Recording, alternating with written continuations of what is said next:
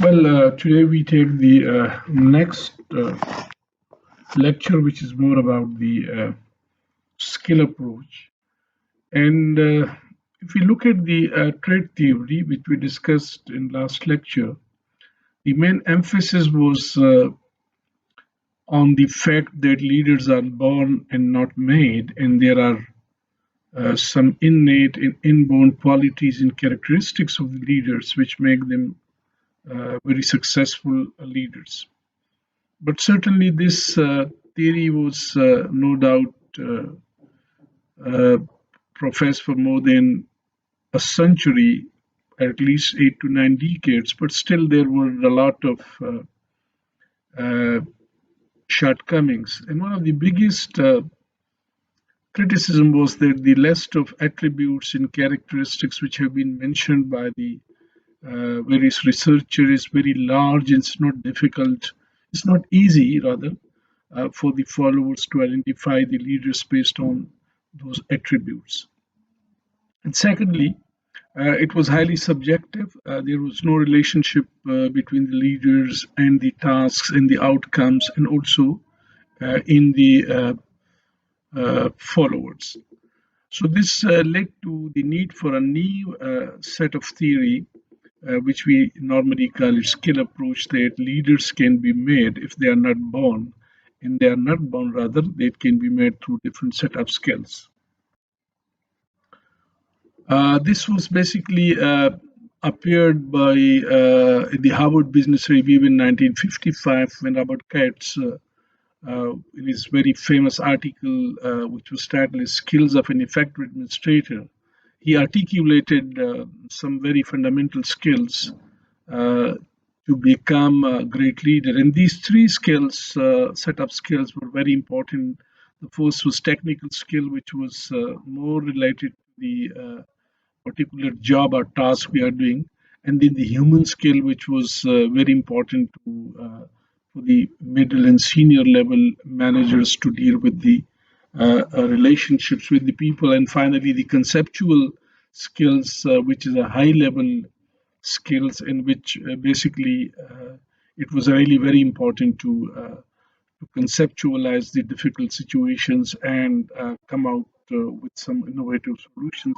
And these conceptual skills were really very important for the senior and executive managers.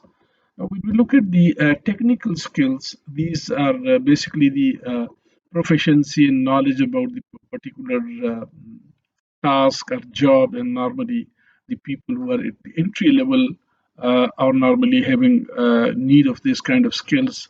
For example, if a person who is working as a software engineer or an accountant, then definitely they would need the technical skills to deal with the challenges of accounts and softwares.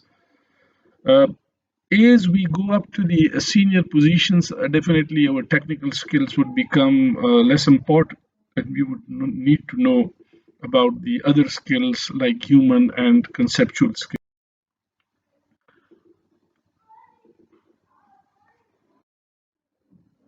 Now, the human skills, uh, at the other hand, are the skills of dealing with the people, and definitely is an art because people are very complex organic entities, and it's not very easy. They are not plugins and machines that you just correct the machines and try to get the results. But certainly, you have different kind of people, and they have complex nature, they have complex characteristics and complex personalities. And in this context, definitely understanding the human relationship is really very important. And as you go up in the career path, you are dealing with a big variety of people, and definitely then you would try to develop the relationship. So these are basically the leaders to work effectively with followers, peers, and superior to accomplish their organization goals. Now, with the use of human skills, they create an atmosphere of trust where employees can feel comfortable and secure, and where they can feel encouraged to become involved in the planning of things that will affect them. So, human skills are important for all level of managers, but definitely more important for the mid and senior level managers.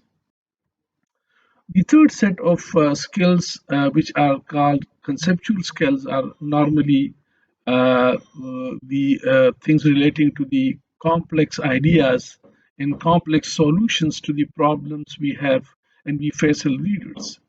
The leaders with the conceptual skill is comfortable by definitely talking about the ideas that shape an organization and intricacy involved.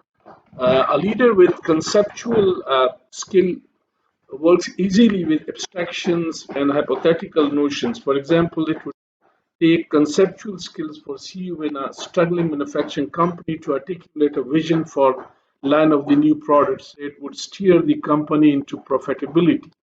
So the conceptual skills has to do with the mental work of shaping and at the same time meaning of the organization, policy issues, understanding the what a company stands for and where it is and where it should be going. So the issues like the vision, articulation of the vision, which is really very important for the leadership, would come from the conceptualization of the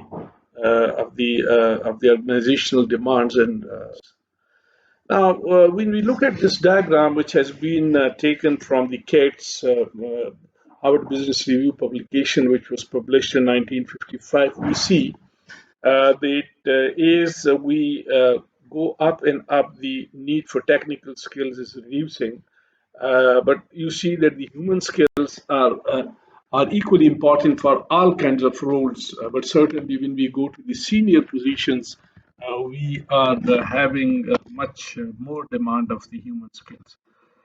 Same is the case with the conceptual skills that when you go to the middle and senior level management, the need for conceptual skill is becoming more and more. Now, the skill model basically, which is also sometimes a capability model, it examines the relationship between leaders' knowledge and skills, that is, the capability and the leader performance. Leadership capabilities can be developed over time through education, experience, and training, and this is again the concept which is somehow against the spirit of the trade theory, because the trade theory believes that only the traits and the inborn uh, instinctive characteristics would be sufficient for becoming a leader. The skill approach frames leadership as the capability of knowledge and skills that make effective leadership possible. This was Mumford and Zaccaro, Harding, and others. The skill-based model of Mumford's group have five components. There is competencies, individual attributes, leadership outcome, career experiences, and environmental influence. So this is providing, I believe, that holistic skill model that, first of all, your personal competencies and skills are very important, and then your individual attributes, which again would come to the individual traits. The leadership outcomes, the results, and the outcomes of leadership again are very important. And your experience as leader, because it's really very important that to become a good leader, you should have a very sizable experience of working in different kinds of leadership roles. And then the external and internal environmental influences, uh, which will definitely depend on the situations a leader is dispensing his leadership. So we just look at these three important uh, parts of the CATS models, that individual attributes and then competencies and outcomes. And this is basically the fundamental principle of the leadership process, that you have an individual as a leader, then you have some competencies, and then you have some outcomes. Uh, One thing which we don't see in this model apparently is not about the followers, but let us see the details. That, for example, in individual attributes, the cognitive ability, the ability to crystallize the things, the motivation, the personality, and then the competencies like problem solving skills, social skills, knowledge, and of course, in the 21st century, you would think about the technology skills as very important set of skills for leaders. And then once we have individual attributes, we have some competencies to learning and trainings, then we can do the leadership based on effective problem solving and performance. So the two important attributes of the outcomes, that we would be able to solve the problem most effectively, more effectively, and the performance of the organization as a whole would then improve. This has been taken from the Mumford and Jacaro and others publications in 2000. Now, going to the skills, which has it been identified by Mumford, Zakar, and others in 2000, the first is the problem-solving skill. The skill includes being able to define significant problems, gather problem information, formulate new understandings about the problem, and generate prototype plans for the problem solutions. Now, for example, if I just go into the present scenario with the world has been totally locked down by the pandemic COVID-19 due to the novel coronavirus.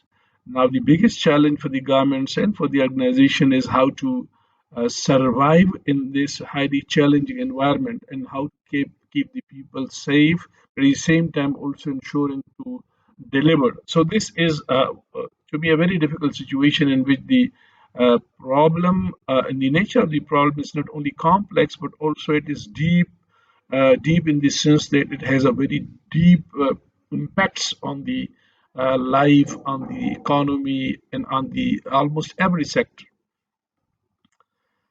These skills do not function in vacuum but are carried out in organizational context. It's very important that the skills cannot be uh, applicable to the all levels in every organization, because one skill may be very relevant to one kind of organization and the other skill may be more successful in the other kind of. For example, if you are working in an engineering department, manufacturing and engineering, then definitely the nature of skills which you need in that particular department would be quite different than the skills you need as a teacher, as a learner, or as a head of department in a teaching organization.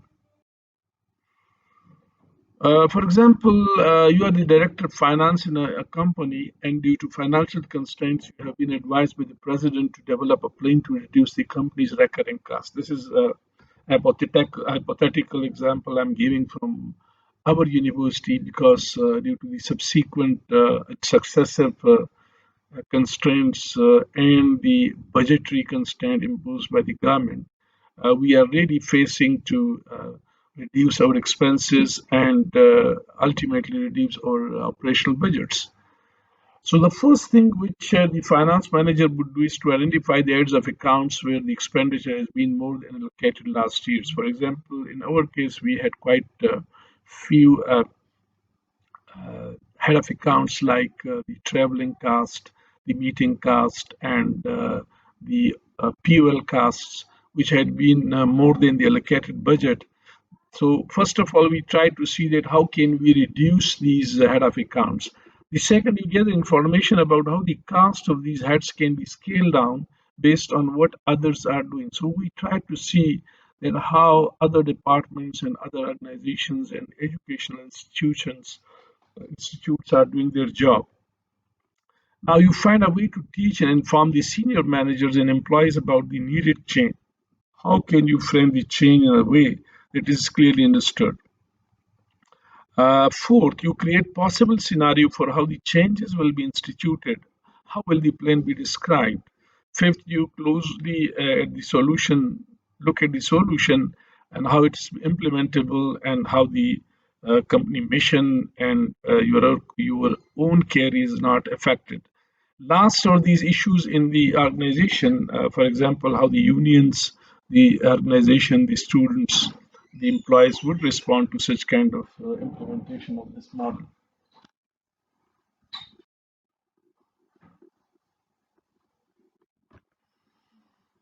Another very important set of skills is social judgment skill. In general, social judgment skills are the capacity of understanding the people and social systems. They are enable the leaders to work with other and solve the problems. And just we discussed that social judgment skills are really very important at all levels, because we have to be very closely working with the society, with the people. Perspective taking, there are three or four fundamental parts of the social judgment skill. For example, the perspective state taking, the social perceptiveness, the behavioral flexibility, and social performance. Briefly, the perspective making means understanding the attitude of others toward a particular problem. The second, with social perceptiveness, is insight and awareness into how others in the organization function. Behavioral flexibility is the capacity to change and adapt to one behavior in the light of understanding of others. And social performance include a wide range of leadership competencies based on understanding of followers' perspectives, and leaders need to be able to communicate. Now, the Katz and Mumford also mentioned the knowledge skills competency, which is the accumulation of information in the mental structures based used to organize that information, such as mental structure is called schema or schematic plane with the diagrammatic representation of the plane, which normally the leader would have. Knowledge results from having developed an assortment of the complex schemata uh, for learning and organizational data. Leaders with knowledge know much about the products, its tasks, the people, the organization, and all the different ways these elements are related to each other. A knowledgeable leader has many mental structures with which they organize the facts of the organizational life. For example, the basketball players and the coach normally they have the knowledge to deal with different kind of scenarios. But I think the biggest challenge for the leaders is to translate their knowledge, because they are very high sometime in the knowledge, to translate that into a way in which the followers can easily understand and follow their solutions. The second component of the CATS model was individual attributes. For example, the cognitive ability, the crystallized cognitive ability, which is basically learned and acquired over time. There is the cognitive abilities normally the skills which are coming mostly from the personal intelligence and from the by both competencies mostly, but it can be developed. But normally, the cognitive ability comes from the biology and from the inborn capacity. But once you are getting the experience, you are working for a long time as a leader, 5, 10 years, then definitely you acquired some ability, and that is normally crystallized ability. And the third is motivation, that how you motivate yourself and the people around. And then finally, your personality, which has an impact on the others. Your attributes, your personal hygiene, your commitment, your assertiveness, your competency, and all these together would make your personality, which would influence the final part of the CATS model was leadership outcomes, that how these two things, the individual attributes plus the competencies, which we discussed, three sets of competencies, and then these together would lead to the organizational success in terms of effective problem solving and performance. Uh, Certainly, the leadership would be assessed by uh, the level of problem solving. Good problem solving involves creating solutions that are logically effective, unique, and they go beyond given information. So, the non-traditional but logical at the same time, and also out of box thinking, out of box solutions would make leadership more prominent. And the second part is performance. For example, how the outcomes and the performance of the organizations, which is simply the relationship between the outputs or come to the inputs, that would definitely see that how the performance at individual and at organization levels have been increased by the dispensation of leadership. If a leader has done well and been successful, the leader evaluations will be positive. Leaders who are effective receive good annual performance reviews. They get the merit salaries, they get recognition, they get the awards, and they get definitely high performance and achievers awards from the society, from the governments, from the organizations. The another very important part is the career influences, that how the career of the individual is influencing, for example, the experience uh, acquired by the leaders over the time.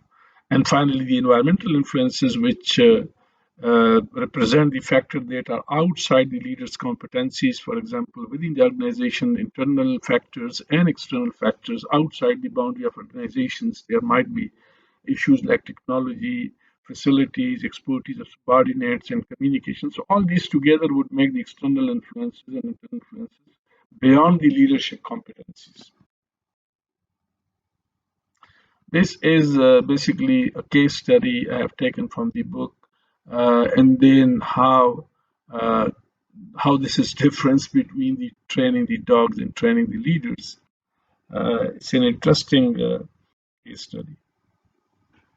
Then based on the competencies model, then a new concept of the integrated leadership development system also came, that there is a mix of different competencies like human resource, career development, succession planning, performance management, strategic planning, and all these together set up very large skills to make the leaders more effective.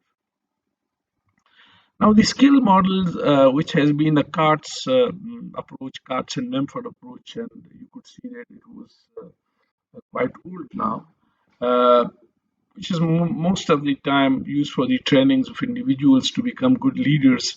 The approach is mostly focusing on the three skill for leaders operating at lower level of management. For example, technical and human skill are most important, but when they move into the middle level, it becomes important that they have all the three skills like technical, human, and conceptual.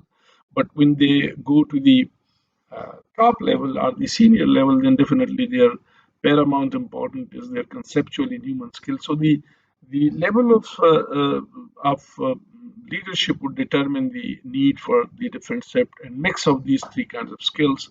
The skill approach works by providing a map of how to reach effective leadership in an organization. Leaders needs to have problem-solving skills, social judgment skills, and knowledge.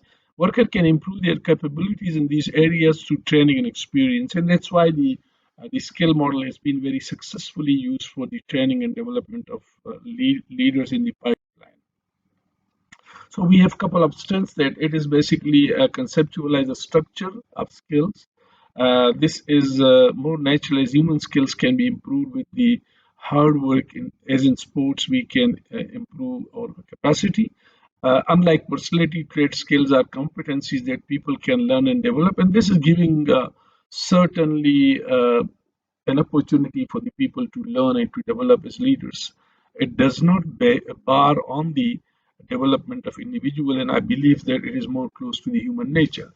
The third strength of this is that it provides an expansive view of the leaders that incorporates a wide variety of components such as problem solving skills, social judgment skills, individual attributes, career experiences, environmental influences.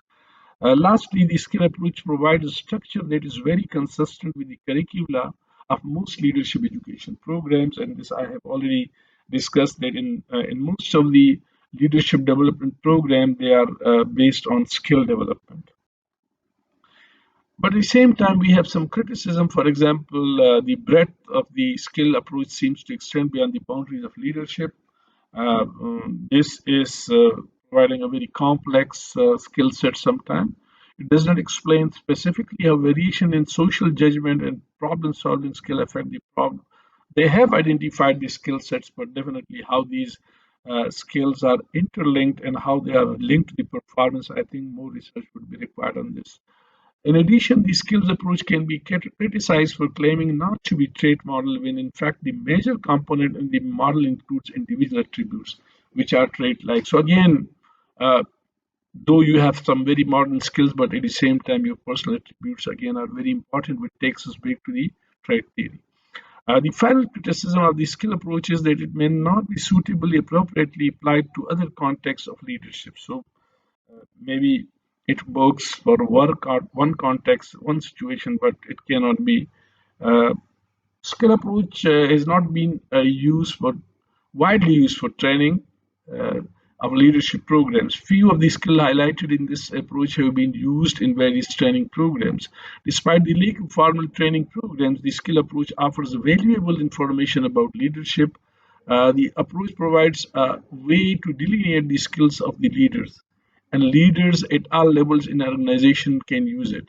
In addition, this approach helps us to identify our strengths and weaknesses in regard to these technical, humans, and conceptual skills. By taking a skill inventory, such as the one provided at the end of this chapter or lecture, people can gain further insight into their own leadership competencies. Their scores allow them to learn about areas in which they can make. So, what is in a nutshell, we see that this approach can provide you with a set of skills, and then you see that how you are mastering few skills and how you are lagging behind and how can you improve. This skill approach may be used in future as a template for the design of extensive leadership development program, and I have already submitted that a lot of the leadership development program which I experienced in different organizations and in different workshops, these were most of the time skill based. So this is just a case study that how Lieutenant Colonel Adams was dealing with the people and how the various skills have been acquired.